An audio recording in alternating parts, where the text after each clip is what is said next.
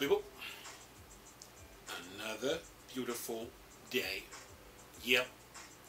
Hope your five senses work, health and strength is good or excellent. What? What's up? What's up, Steam Deck fans? What's up, PC gamers? What's up, gamers? Steam Deck Tribe, Steam Deck Nation, Steam Deck Universe, Steam Deck World, Steam Deck Legion was good. Steam Deck Mob, what's happening? Steam Deck Squad, what's up? And to you Steam Deck nerds, geeks, and freaks, and you investigators, what's happening? Let me turn this down. Y'all probably looking at me like, what? You're not playing Quake? Nah. Not right now. I'm just playing. Look, fun. I'm looking at this article here from Tech for Gamers. It's talking about Alan Wake 2. Listen to this. So I can pull this up here.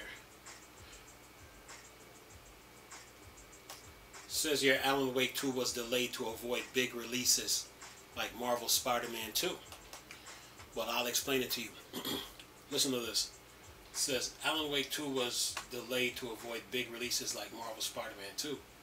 Remedy Entertainment has put its heart and soul into Alan Wake 2, and the game is ready to be released next month.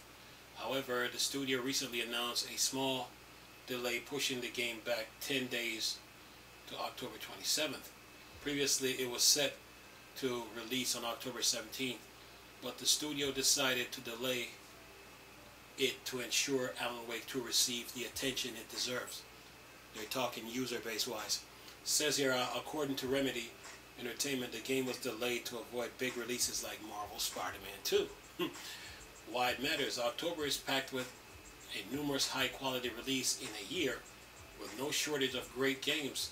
This makes it incredibly difficult for games to avoid unnecessary competition.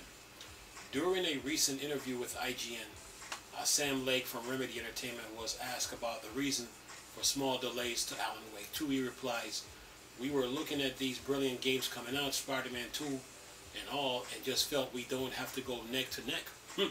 Says creative director of Remedy Entertainment points to Marvel Spider-Man 2. In particular, the Insomniac Games sequel, popular franchise, has been anticipated for nearly 2 years since its reveal in 2021. However, October also has offerings like Assassin's Creed Mirage, Forza Motorsport, Super Mario Bros. Wonder. Had Alan Wake 2 been released on October the 17th, it would have directly competed with Super Mario Bros. Wonders and Spider-Man 2. But there's another situation happening on the 18th of October. But anyway, I'll explain. It says here, Mario and Spider-Man are established IP, riding incredible success of recent gaming entries. Alan Wake 2, on the other hand, has a more challenging launch ahead of somewhat lukewarm reception of Alan Wake Remaster. Therefore, the decision from Remedy Entertainment makes a lot of sense. And then it says here, previously Alan Wake 2 director joked about potential clashes with Red Dead Redemption, asking Rockstar Games to avoid releasing a rumored remastered on October 17th. Likely Remedy Entertainment, Ubisoft may have been looking to avoid competition for Assassin's Creed Mirage.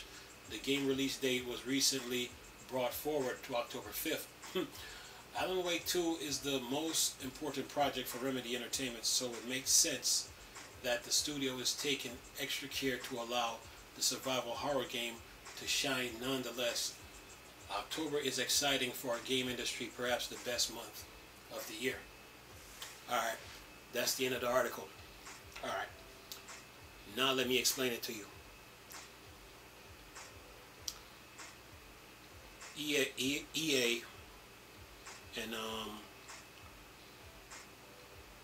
Respawn Entertainment, right, had released Battlefield and Titanfall 2 side by side within the same month, right?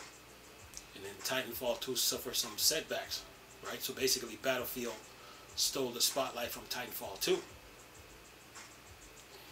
And the industry was paying attention to that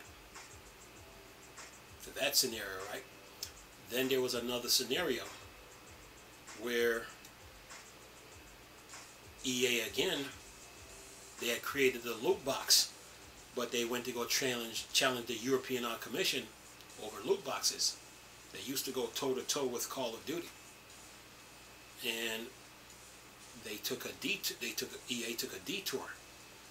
So when EA took that detour and challenged the European Union, 343 had released Halo Infinite, but then the fans told them to go take it back to the drawing board and fixed it.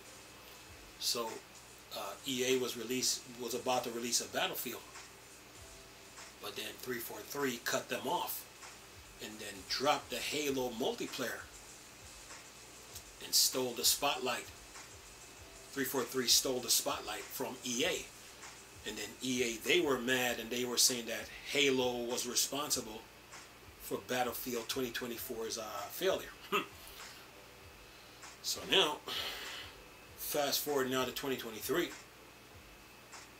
Tears of the Kingdom had built a huge momentum, right? by being released somewhere like in the month of March, May. And then Rocksteady Studios now, they were about to drop Suicide Squad Kill the Justice League. But then they got called out by the YouTubers, right? And then Rocksteady had to take Suicide Squad Kill the Justice League back to the drawing board. So Tears of the Kingdom is riding a wave. But nobody saw Baldur's Gate 3 coming. And Baldur's Gate 3 cleaned house. Surpassed Tears of the Kingdom in reviews and all, and user base numbers. From Software now, they're riding on the high of Elden Rings. So they dropped Armored Core Fires of Rubicon.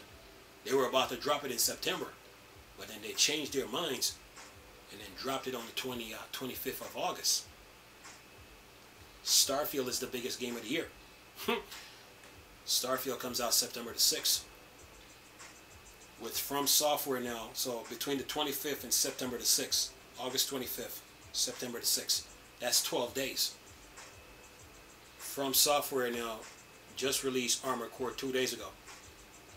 Their user base number right now is about 151,000 users, and that was a good move. If they would have dropped Armored Core right beside Starfield, they would have been overshadowed. So that was a good move by From Software to release Armored Core on the 25th. So now Microsoft about to drop Starfield on September the 6th. Spider-Man comes out on the 20th. But then before the 20th now, there's a decision that needs to be made. And you're like, decision? Remember, Microsoft is waiting for a decision from the UK. But then Microsoft just gave the Call of Duty streaming rights or publishing rights to Ubisoft. But in my opinion, I think that Microsoft should have take care of those 10-year contracts that they gave out and make sure everybody's taken care of gaming wise, and then use that to go at the UK versus using Ubisoft. So Sony now, with Spider-Man 2 coming out on October 20th, Sony has the UK decision to worry about, because if it gets passed, then the UK decision will override Spider-Man 2. So now with Remedy now, they're in competition with Spider-Man 2, Super Mario Brothers, and Assassin's Creed. So they're moving their release date to the 27th of October, but they are still in the crosshairs of Spider-Man. If I was the developers at Remedy, I would have dropped Alan Wake 2 on November the 1st, since that's the first day of the month, and then build it, and then build from there. versus releasing it in October, I mean the 27th, within the same month of Spider-Man, and then you got Mario Brothers, and then you got Forza Motorsport, and then you got Assassin's Creed to worry about. So if I'm the developers at Remedy, I would have released Alan Wake 2 in November versus October. So after the situation that happened between EA and Respawn with Titanfall, and then EA and 343, the industry's paying attention. So now, which month you plan to release a big game is really important, because you want to build traction. You're trying to build a user base, and From Software did a good move by releasing Armored Core Fires of Rubicon on the 25th of this month, and right now they're up to about 151,000 players. Could be more now. 151,000 players. So that's 12 days. That's 12 days before Starfield. So that was a good move on their part. So wherever a developer, because September, October, November, December, those are holidays, and those are holidays in those months. So people are going to be going on vacation, and some people are going to be home, and some people are going to be wherever. So wherever you place your game at now within those months, is key. So the developers at Remedy right now, they probably saw that Spider-Man is a threat to their game release. But then Spider-Man 2 now from Insomniac Games, Insomniac has something, Sony and Insomniac has something to worry about. They need to worry about the UK's decision on the 18th of October. Spider-Man comes out on the 20th. So if that decision goes through by the UK, or it passes, all everybody's going to be talking about is the Microsoft Activision merger. Yeah. So wherever you release your game at in those months, man, you got 12 months in the year, and it's all about building a user base, building traction. It's really important, and in which month you plan to release your games. So yeah, and Remedy probably saw this. So these next 4 months, September, October, November, and December, some games will have spotlights, and others won't. Just saying. Yeah. So that's why they moved, okay? Because it was October the 5th, but now they moved it. They moved it to what? The 20. They moved it to the 27th. Maybe they need to move out of October and then start off fresh in November. Say like November the 1st, between the 1st and the 5th. One of those days, 1st, 5th, any one of those days, and get a fresh start. So yeah, October.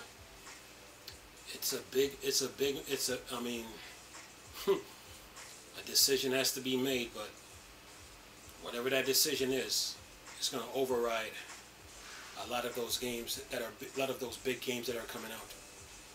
Yeah. Anyway, that's my thoughts on the whole situation. But yeah, Remedy is in a tight spot, because you got Forza, Assassin's Creed, Mario Brothers, Spider-Man, and then the Activision Blizzard court decision by the UK in the month of October to worry about. Yeah. Anyway, that's my thoughts on the whole situation. Hope you enjoyed the video. Nice talking to you people again. Chris, still Star Wars and Star Trek thing. Dark side. Go home. Peace.